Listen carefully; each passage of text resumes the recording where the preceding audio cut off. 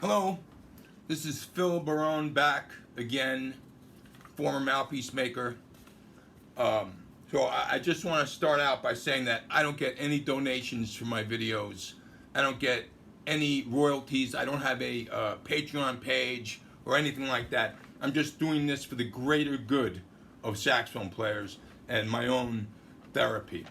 So there's rumors around that Gary Sugal counterfeited Dave Gordella's mouthpieces, right? It's completely untrue. I was there, okay? To the best of my knowledge, nobody ever counterfeited Dave Gordella's mouthpieces. Now, what a lot of people did do was they copied them. Perfectly legal, but that's not counterfeiting. And the fact of the matter is, Dave Gordella, that jailbird motherfucker, was a dishonest crook, and he would do anything to make a buck and to stop his competition. Dave sued me in about 1990 because I put my mark on a mouthpiece that he gave Ronnie Cuber, that Ronnie gave to me after I faced it, and no matter what I did to it, I couldn't get it to play. It was a piece of shit.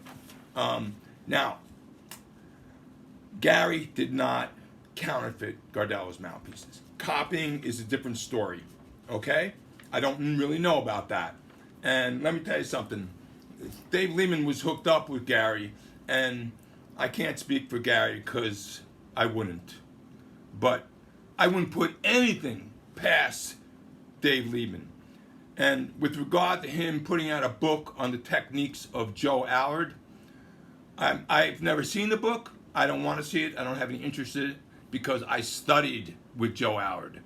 And Dave Lehman does not portray a good image of the way Joe Allard taught. If you look at Dave play, he's completely muscular in here. And Joe taught relaxation, easy, free blowing. And, you know, I was pretty tight with Steve Grossman, too. And not only did Steve put Dave to shame on the bandstand, but he also told me that Dave was a scumbag. So, and while we're on the subject of Joe Allard, Dave Tafani, the #1 call for tenor saxophone in New York, he taught Joe Allard's methods, and he did not do it either. He played a #7 star mouthpiece, I know it because I made it, and with a #4 blue box Van Doren reed. You cannot play Joe Allard's method using that hard a setup. Now, if you're really on a search for a mouthpiece and you want a high baffle mouthpiece, then you go with Arnold Montgomery. If you want a lower, bigger chamber mouthpiece, you go with Tommaso Troncone. And I've owned 2 of Francois Louis' mouthpieces, and I wasn't that impressed with them, but they might be very good. And I respect him because he's a craftsman. So, on the subject of Francois, Bob Berg played one, right? And I don't want to disrespect the dead, and I don't really mean to, but Bob Berg was not a nice guy from what I saw. I went to his house in about 1990, might have been before that, and he was like screaming at his kid, you know, and I really, really did not like that. It left a very bad taste in my mouth. He came to my house and my shop on East 35th Street a couple of years later. He brought the kid with him, and he did the same thing there, just like nasty, nasty, nasty. And now, you know, Bob was in AA. I am in AA, right? And Bob did not portray a person that is in AA, all right? AA it preaches, you know, spirituality and goodness. And maybe I'm not acting that way right now, but I try to during the rest of my life. Also, when Bob came, we made a big spread of Italian food, and he decided he wanted to go to McDonald's down the street. So,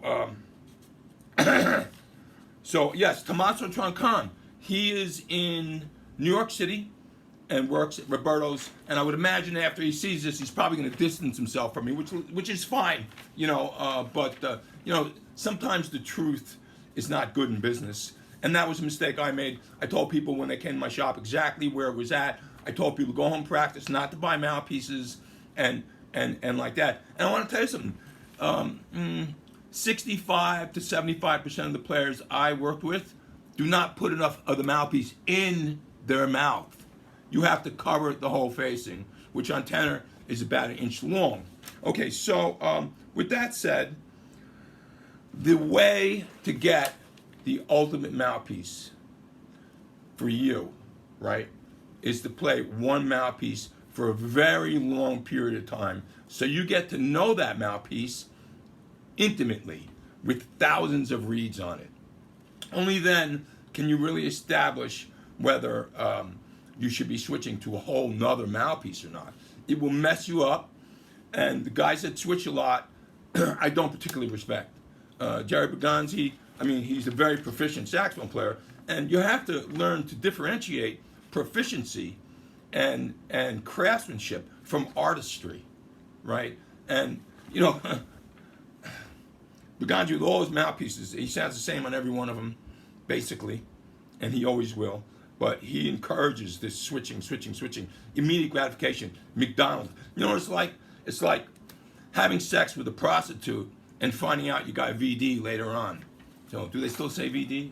I don't know. So, the way the ultimate mouthpiece, you get one mouthpiece, you play for a very long period of time until you get to know it intimately, right? Then you get another one, as close to it as you possibly can, right? Then from there, now you have two. Now you can work on one, right? Which I discourage, but that's neither here nor there. Then you can make slow tweaks to the one you like less, a little bit at a time. And ideally, you should do it yourself. And also, facings. No, facings are not that big a deal. You put a longer facing on it, and all you're going to do is slow down the response, and ultimately, subconsciously, you can start putting harder reeds on it so you get the response back. And longer facing makes the low notes easier, makes the high notes harder, and that's a fact. And the best facings are still, to this day, on auto links and Dukoffs. They're the same facing. They're 7/8 and 2/32 long, right? And so, if you think that auto link and Bobby Dukoff didn't do their homework, you're mistaken, because they researched to death. Now we have 500 guys out here with tools, hanging out widgets, and they're not experienced. One guy I know is a classical saxophone player, or so he says. Now, do you want a classical saxophone player working on your jazz mouthpiece? I think not. So, I mean, he's a nice guy and I like him, but you should not let those people work. You have to have a proficient saxophone player. If you have to have refacing done, then I recommend Adam Nywood. He's a great player and he knows what he's doing. So he's been doing it a while too. You don't go to someone that's been doing it for a week. You know, experience is what counts. I don't do it anymore, thank God. But yeah, another thing that's very important with regard to your mouthpiece is you have to have someone that works on chambers, because the chamber is infinitely more important than the facing. Now, I'm not talking about a 5-star versus an 8. There's obviously going to be a big difference there, right? But, you know, you got guys out here now that will tell you reface your mouthpiece, your primary mouthpiece, which is the big, big mistake, which is what happened to Coltrane. And, you know, they'll open it 2 or 3 thousandths of an inch. But what you have to understand is that the difference between different reeds, even out of the same box, is going to transcend that 2 or 3 or even 4 or 5 thousandths of an inch. It's of no consequence. And nobody in the audience is going to be like, well, yeah, he must be playing a 107 tip opening as opposed to his 105, because I wish I could show you 2 thousandths of an inch, but it's virtually non-existent. So what you need is somebody that knows how to balance facings with chambers, because that's very crucial. And not many of you probably know this, but Meyer, the Meyer brothers, they actually had a different facing for every one of their chambers. And I have that somewhere. I have the whole chart somewhere. So, you know, facings are basically bullshit, you know, unless you're talking about them between a 5 and 7-star. Also, some more mouthpiece bullshit that goes around is this company, well, there's a few of them now, Retro Revival. there's nothing retro about those mouthpieces. They're high baffle, square chambered mouthpieces that anybody could make. You could make one. Well, Bob Shepard is, in my opinion, a very neurotic individual. I worked for Bob for years, and no matter what I did, he was never satisfied. The best he ever sounded, in all honesty, was on his old Dukoffs, known as Stubbies. But the real name for those is Charlie Ventura model. But somewhere along the line during the World Wide Web, it got picked up that they were called Stubbies. But they're not Stubbies, they're Charlie Ventura models. And also, you don't work on your primary mouthpiece, okay? You don't let anyone touch your primary mouthpiece. That is what happened to John Coltrane. He let Frank Wells work on it, and John spun. You know, he didn't have his old mouthpiece anymore to compare the new mouthpieces to. So he was all fucked up. And that's when he started playing soprano. And there is a radio interview where he talks about this very thing. You could dig it up. I have it somewhere. I don't know where, though. Okay, so mouthpieces. If you do decide to go to a mouthpiece tech, they love to call them these days, which I think is ridiculous. The first question, if they're any good, they will ask you is, what kind of mouthpiece are you playing on now, right? And because they have to base everything off of that. The second question they will ask is, what are you trying to achieve, right? And it may not be even doable unless you change the sound you hear in your head, in your inner ear.